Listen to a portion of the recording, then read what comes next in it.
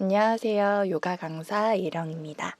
지난 5강에서는 경관절 굴곡근과 요가 아사나에 대한 수업을 진행했었는데요. 영상은 다들 잘 보셨나요? 오늘은 제6강 경관절 신전근과 요가 아사나에 대해서 알아보도록 하겠습니다. 이 영상을 보시기 전에 그 전에 굴곡근에 대해서 먼저 알아보고 오시면 좋으실 것 같아요. 움직임에 대해서 다시 한 번 더 보고 가도록 하겠습니다. 첫 번째 사진이 지난 시간에 봤던 견관절 굴곡, 플렉션, 굽힘이란 동작이고요. 우리 견관절 굴곡 같은 경우는 관절 각도가 줄어들면서 두 뼈가 가까워지는 동작을 말합니다. 쉽게 말해서 내 앞에 다른 사람이 있다라고 가정을 했을 때 내 몸의 신체 일부가 그 다른 사람에게로 가까워지는 동작이라고 생각하시면 됩니다. 팔을 들어 올리는 자세를 견관절 굴곡이라고 생각하시면 돼요. 그러면 오늘은 견관절 신전, 익스텐션, 펴이란 동작을 배우실 건데 이 신전의 동작은 굴곡의 반대라고 생각하시면 됩니다. 내 앞에 다른 사람이 있다라고 가정을 했을 때 나의 신체 일부가 그 사람에게서 멀어지는 동작을 견관절 신전이라고 해요. 그래서 팔을 들어올린 거와 다르게 팔을 뒤로 젖히는 동작을 신전이라고 생각하시면 됩니다. 그러면 이제 이 견관절 신전시키는 근육에 대해서 이제 알아보도록 할게요. 오늘 보실 근육에 대한 목차들입니다. 후면 삼각근, 상하 삼두근, 광배근, 그리고 대원근과 소원근, 극하근. 굴곡근을 배웠을 때보다는 오늘 조금 보셔야 될 근육이 조금 더 많아요. 그래도 많이 어렵지는 않으니까 차근차근 한번 보도록 할게요. 첫 번째 근육은 후면 삼각근입니다.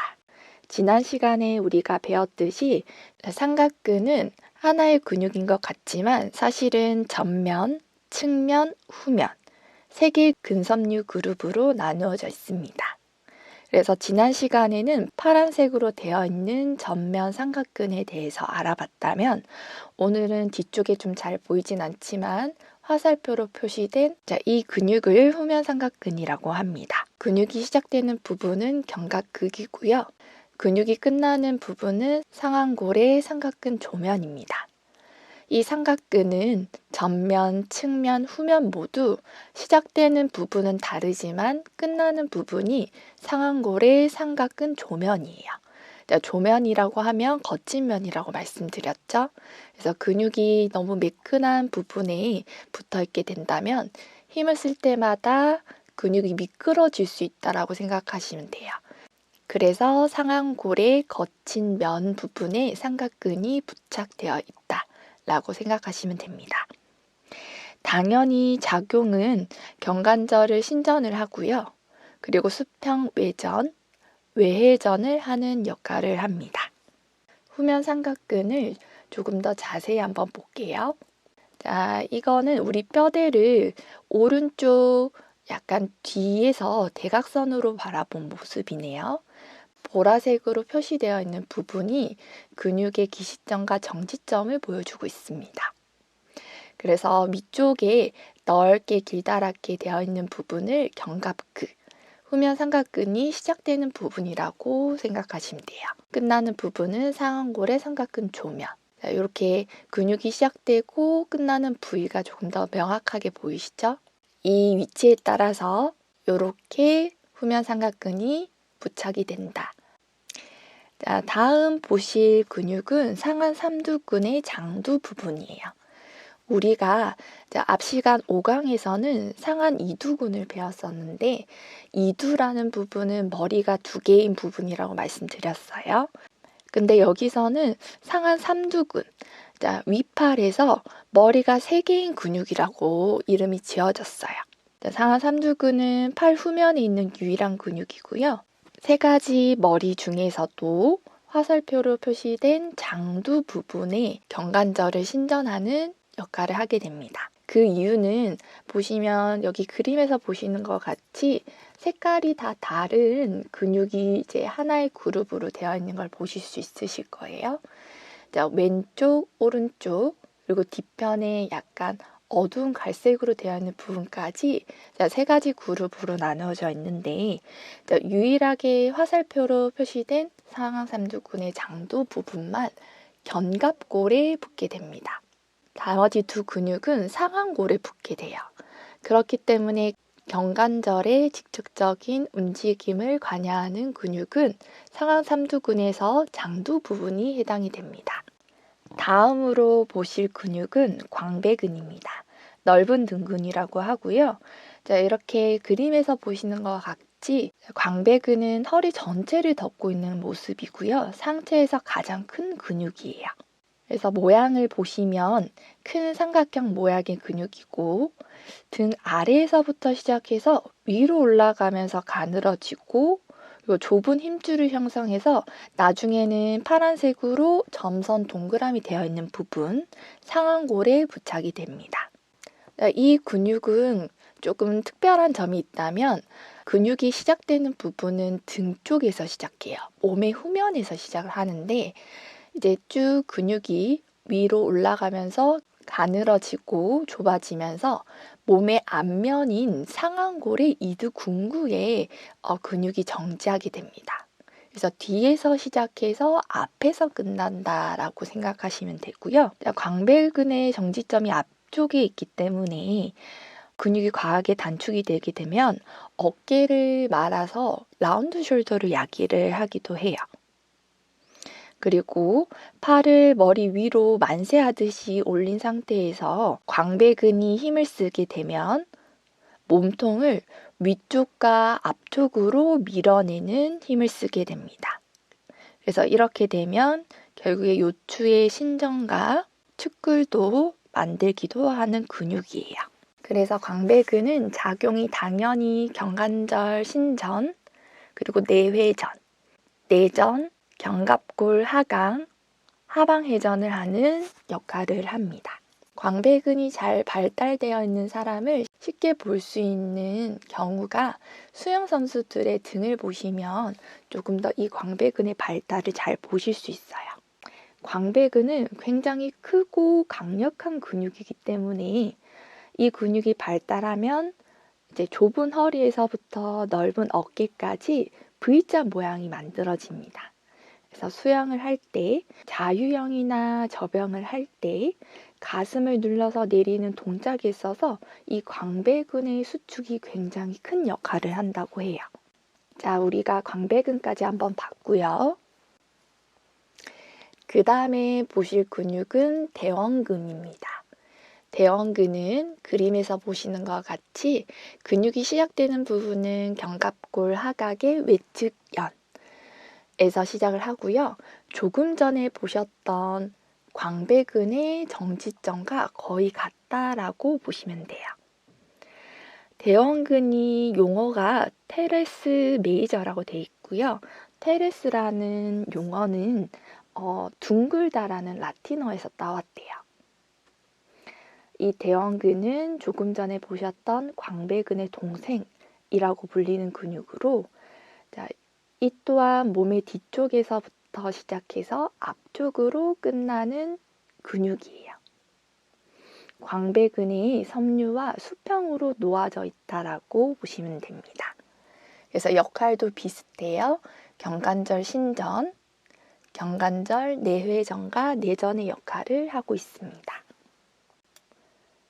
자, 여기서 보시면 대원근의 정지점을 조금 더 자세히 보실 수 있으실 거예요. 뒤에서 시작해서 앞으로 끝나는 모습을 확인하실 수 있습니다. 자, 우리가 지금 배우신 근육이 대원근, 테레스 메이저라고 하면 소원근이 있겠죠. 테레스 마이너, 대원근과 차이점이라고 하면 대원근은 몸의 뒤쪽에서부터 시작해 앞쪽으로 끝난다고 말씀드렸죠. 근데 소원근은 뒤쪽에서 시작해서 뒤에서 끝나요. 그래서 기시하는 부분은 견갑골의 외측연, 근육이 끝나는 부분은 상완골의 대결절 부분에서 끝나게 됩니다. 소원근은 해성근개라고 하는 근육군에서 가장 가늘고 긴 근육이라고 생각하시면 돼요. 그래서 섬유 방향이 상방과 외축으로 비스듬히 뻗어나가는 모양을 그림으로 확인하실 수 있어요. 소원근의 작용은 경관절의 외회전과 신전, 그리고 조금 전에 보셨던 대형근과 함께 경관절을 외전, 그러니까 팔을 옆으로 벌렸을 때 상완 골두, 위팔뼈의 머리 부분에 해당되는 부분을 고정시켜주는 역할을 하기도 합니다. 그러면 이제 보셨던 근육들의 배열을 한번 볼게요. 먼저 첫 번째로 보셨던 근육이 보라색으로 되어 있는 부분이 있고 후면 삼각근입니다. 그리고 그 밑에 아주 넓게 퍼져 있는 근육이 넓은 등근, 광배근이라고 하고요. 그 아래에 조금 연한 노란색으로 되어 있는 부분이 대원근이에요. 그리고 대원근 밑부분에 바로 소원근이 붙게 됩니다. 이렇게 보시면 우리 경관절의 신전근이 어떻게 배열되어 있는지 쉽게 보실 수 있으시죠? 그 다음에 보실 근육은 극하근입니다. 그림에서 보시는 것과 같이 초록색으로 되어 있는 부분이 극하근입니다. 극하근은 견갑극, 그러니까 가시죠. 가시 아래 전체 영역을 차지를 하고 있고요. 상완골의 뒤 측면에 부착되는 회전근개 근육 중에 가장 큰 근육이에요. 그래서 작용은 경관절 신전, 수평 외전, 뇌회전 역할을 하고요. 조금 전에 봤던 소원근과 대원근과 함께 팔을 옆으로 벌리는 동작이 있어서 상완 골두를 고정시키는 역할을 하기도 합니다. 어깨가 말려있는 라운드 숄더나 옆으로 누워 자는 습관 등이 지속이 된다면 팔이 내회전되면서, 그러니까 안으로 회전이 되면서 이 극하근이 이완성 긴장이 돼요. 그러니까 늘어나 있는 상태로 긴장감을 가지고 있는 게 되죠. 결국에는 이러한 자세적 결함 때문에 날개 축지나 어깨 통증이 생기기도 합니다. 그렇다면 경관절 신전이 나타나는 요가 동작에 대해서 알아보도록 하겠습니다. 첫 번째 사진은 우스트라사나 낙타 자세입니다. 자, 팔만 봤을 때는 팔이 우리 뒤로 젖혀져 있는 모양을 가지고 있죠. 그래서 신전이 일어나고 있고요. 아래에 있는 사진을 봤을 때도 교각 자세에서 양팔이 지금 몸통보다는 뒤로 젖혀져 있는 모양이기 때문에 경관절 신전이 일어난다라고 보시면 됩니다. 그리고 왼쪽에 있는 사진은 프라사리타 파도타나사나 C의 자세가 들어가기 직전의 모습이네요. 양손을 엉덩이 뒤에서 깍지를 끼고 가슴을 활짝 열어내고 있는 모습인데, 이 또한 팔이 몸통보다는 뒤로 젖혀져 있는 모습이기 때문에 경관절 신전, 오른쪽 사진을 봤을 때도 살람바사나, 메뚜기 자세에서도 왼쪽에 있는 사진과 똑같죠. 엎드려서 있지만 팔의 위치가 몸통보다 뒤로 빠져 있기 때문에 신전이라고 보시면 됩니다. 그리고 왼쪽에 있는 사진은 한라사나 쟁기 자세고요. 오른쪽에 있는 사진은 조금 전에 봤던 프라사리타 파도타나사나 C.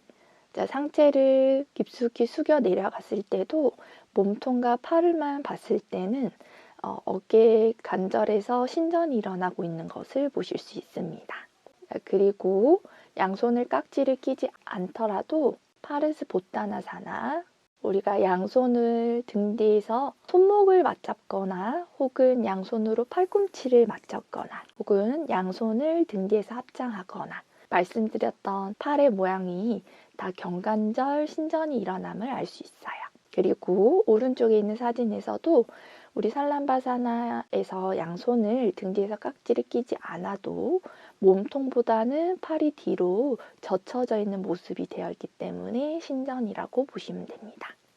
자, 이렇게까지 우리가 오늘은 경관절 신전근과 요가 아사나에 대해서 알아봤고요. 다음 시간에는 경관절 외전근에 대해서 알아보도록 하겠습니다.